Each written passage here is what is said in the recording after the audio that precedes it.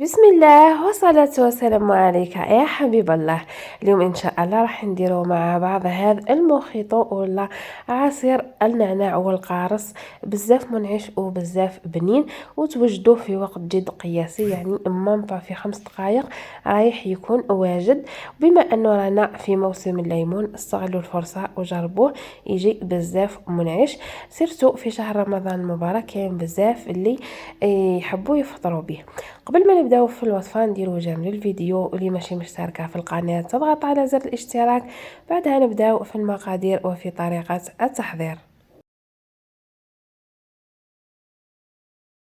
كما راكم تشوفوا هنا عندي حوالي نصف ربطه من النعناع، كنت ديت فقط الاوراق تاعها وغسلتها جيدا.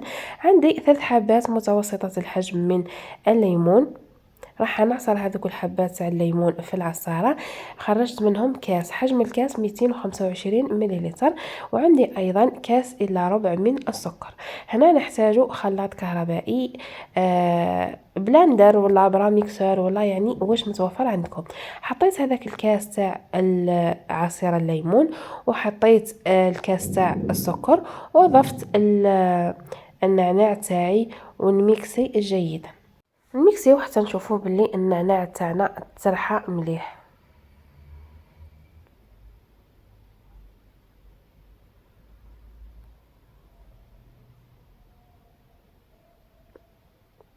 بهذه الطريقه هنايا فرغت الخليط تاعي في الريسيبيون، ونجي نضيف عليه حوالي لتر من الماء. يعني هذه المقادير راهي مضبوطه: 3 حبات ليمون مع نصف ربطه من النعناع، عندك كاس الا ربع من السكر، ولتر من الماء. نجي نصفي الخليط تاعي باش نتخلص من هذوك الحبيبات تاع النعناع اللي بقاونا شويه كبار.